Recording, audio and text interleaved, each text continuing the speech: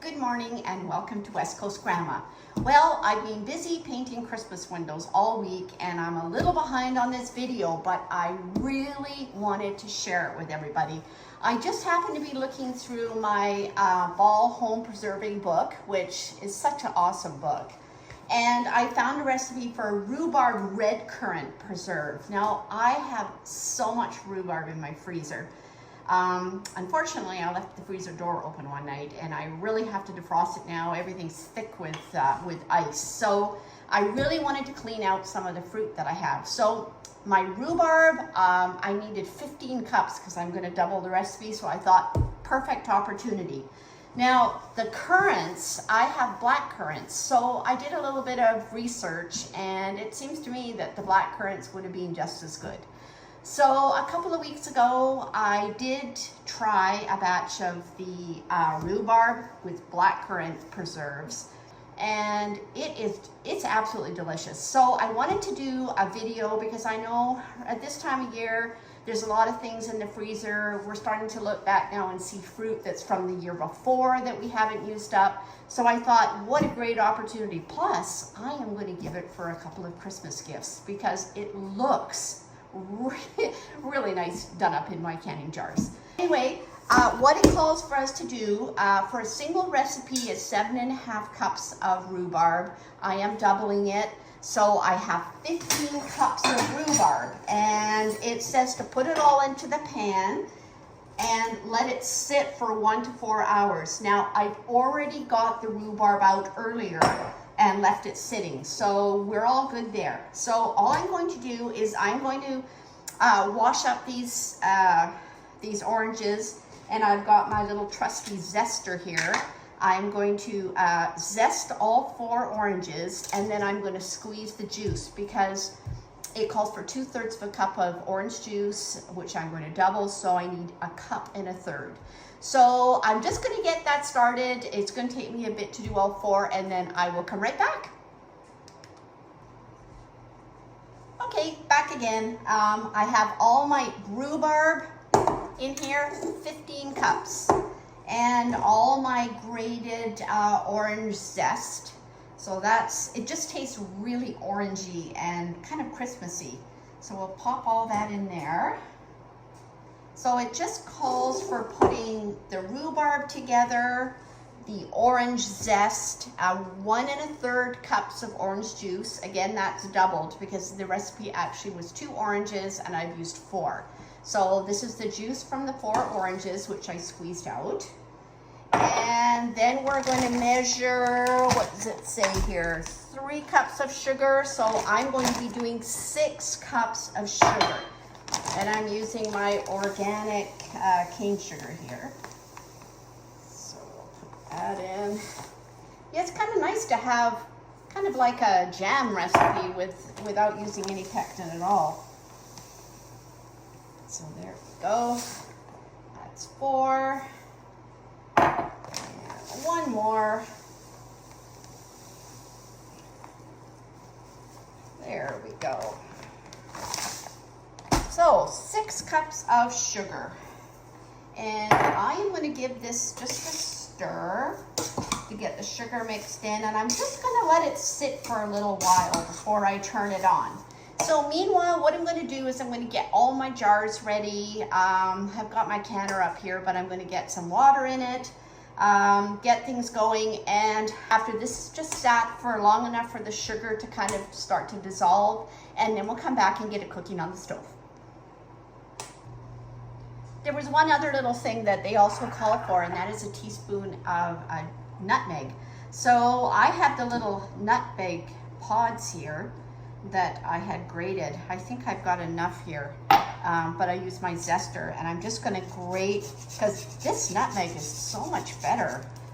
It's something I saw on somebody else's video about grating these, and I bought a couple of these little pods, and I can't believe the difference it makes compared to just buying nutmeg that's already ground in a jar. So we'll just grate up the last of this little, I got a couple of bits in here.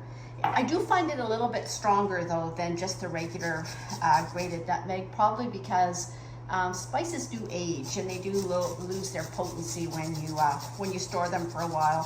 So there we go. So we're gonna get our nutmeg all ready. There we are. So that and a little bit here. It would have called for 2 teaspoons. I think it's gonna be more like 1, which probably with this fresh nutmeg will be good. So pretty quick, I'm gonna get that on the stove and we'll be back.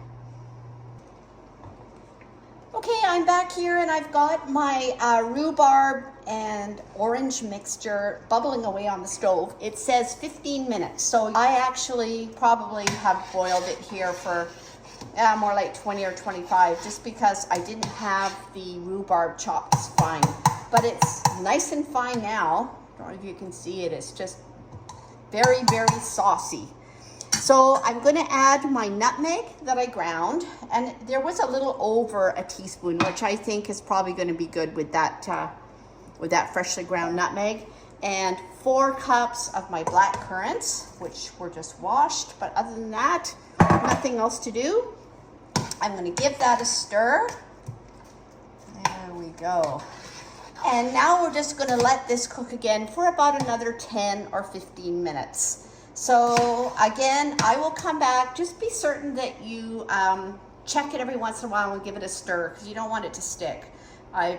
You know, any of these kind of things are ruined if they catch on the bottom. That burnt flavor just stays in it. So we're going to cook it for about another 10-15 minutes, and then we're going to check it and make sure it's setting, and then we'll be able to jar it up.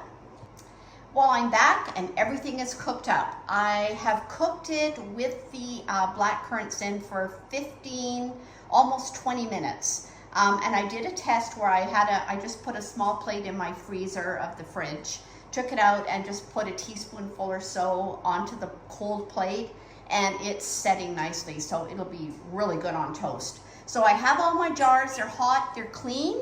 And I am going to fill a couple of jars here just to show you how it looks. I mean, look at the color of that. It's so dark purple.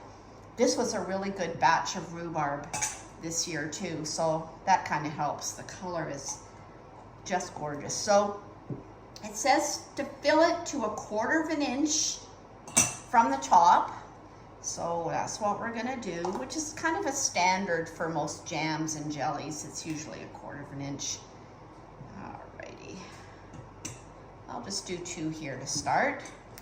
And of course, I've got my cloth here dipped in vinegar, because I always wipe my rims. Actually, I'm just gonna top this up a tiny bit. They're a little below 1/4. There we are. We'll grab a couple of lids. And I will show you, and I've got my canner, I had it turned on to low, and I've just turned it off now because I've had that mistake of putting my jars into too hot of water, and I had one break recently. So there it is. It's really dark. I can see the black currants in it with the color, the red color, but anyways, it looks gorgeous. So I'm gonna go ahead and I'm going to do all these jars, fill them up, see what we get, and get them into my canner. Again, I'm going to can them for 10 minutes once it comes to a full rolling boil. The water I have put about 1/2 to 1 inch over top of the jars. So I'm going to fill up all my jars. We'll come back when it's all done and we'll see what we're going to get. Well, it's all done out of the canner. I have 16 jars here, and I have 1 in the fridge that we're going to have for breakfast. Actually, we're going to take it to Whistler. I'm heading to Whistler to do Christmas windows for the next week. So I'm hoping to be able to film a couple of little shorts on painting windows up in Whistler. So anyways, 17 jars, and it looks so good. Great gift. I'll pop those rings off. You could put a nice little piece of Christmas fabric over top and tie a piece of ribbon on it. What a nice little gift that would be for somebody for Christmas. So anyways, hope you've enjoyed my video today, and hope you'll subscribe and like. I will try to be a little bit more diligent to get my video done within the next week next time, but it has been a busy season with all the Christmas window painting. So I hope you'll join me again soon. West Coast Grandma is signing out.